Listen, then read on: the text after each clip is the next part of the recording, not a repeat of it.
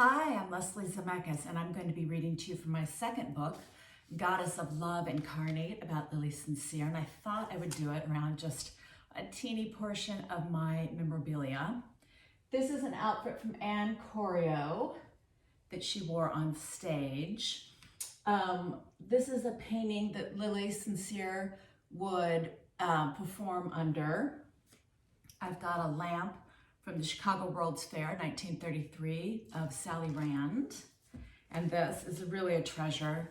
It's a bath towel with Lili's initials that she used on stage. And, her favorite perfume that I wore while I was writing this book to kind of inspire me. It started with a dance. It started with desire. It started with a beautiful girl. It started with the dance. Cyro's was like going to the moon in terms of career advancements. She knew the audience would be more critical of her. She had never worked so hard. Her nerves were raw. Over the murmur of the crowd, Lili reached for the oversized bath sheet. This one isn't oversized, but you get the idea. She waited in the hallway to go on. Nervously, her hands flitted to the curtains and gripped them. Her success, marriages, and applause hadn't made her any more comfortable with herself. She was truly at ease only on the stage. Ready to go on, her maid was overdressed in silk and taffeta. The lights dimmed out front. A hush descended over the crowd. It was time to go on. And here, I'll come up a little quick. This book is loaded with amazing, rare, one-of-a-kind pictures, but this was her maid Sadie, that she would go on stage with. Nobody in burlesque was doing that. This actually isn't a martini. This is coconut water for my throat. But I like the pretty glass. And Cyro's was a huge nightclub, if you don't know.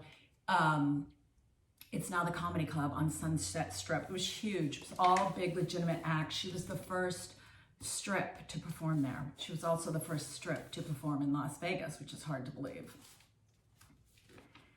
It's impossible to guess how Lili's debut in February differed from her grand return in the fall, except that the stakes had risen for Cyro's to outdo the other nightclubs, and buzz about Lili's performance was spreading like wildfire. By October, those who had dismissed the novelty of her engagement were now demanding to see what all the talk was about. It was a month before the Thanksgiving holiday, and Cyro's continued to sell out to audiences eager to see the stripper on the strip. Hover was thrilled Lili was filling his coffers. He was the owner. Soon, everyone was booking classy strips in their clubs, but he had the original. He made sure to treat her with respect the incoming dollars deserved. Lili performed 2 shows nightly for the magnificent sum of $1,250 a week. Now that's reported. A lot of times she took home cash, so we'll never know exactly how much, but this was the 50s and this was a lot of money. At her entrance, the audience clapped enthusiastically, if not wildly. The show was elegant and erotic, but not dirty. Everyone came to see her. After the second show of the night, Lili, wearing a long silk robe, dabbed at the sweat on her face. There was a knock on the door of her dressing room that soon flew open, and a female cop burst in, a male officer trailing behind her. Sergeant Ann Hunter seized Lili's G-string. Captain P.L. Sutton, a large, good-looking male officer, told her she was under arrest for an indecent performance and lewdly exposing her person. Lili stated that she had worn a similar costume without interference from the law in less arty surroundings of burlesque. I can't be guided by what they do on Main Street, Sutton scowled, referring to the Follies. Armando, her husband, rushed backstage. He was smoking angrily. He didn't understand these arrests and hated the spectacle of her trial in Montreal. Escorted by the officers, the couple made their way upstairs to Hover's office. I actually don't know how to say his name. Minutes earlier, Floribel Muir, a 50-something columnist and former police reporter, had sat smoking a cigarette when an officer burst into the office looking to arrest the owner. "What do you silly bastards think you're doing?" Murr, unafraid to mince words, demanded. She was a hard-boiled journalist, a thin-lipped newspaper reporter working for the Los Angeles Mirror. In 1949, she was injured along with Mickey Cohen when a bullet hit her in the rear. Outside Cyril's, crowds of newspapermen and photographers had mysteriously and suddenly appeared, tipped off, they lamely offered, not to witness Lili's arrest, but because Mickey Rooney and his estranged wife, Martha Vickers, were seen together. Hover, like the rest of the club owners on the Strip, enjoyed a special relationship with the LA Sheriff's Department. Supposedly, nothing went on in the clubs that the sheriff didn't know about. Insider tips were so prevalent as they are today. If there was an arrest going down, the owner would know. If someone was in the paper, it was because the owner wanted it in the paper.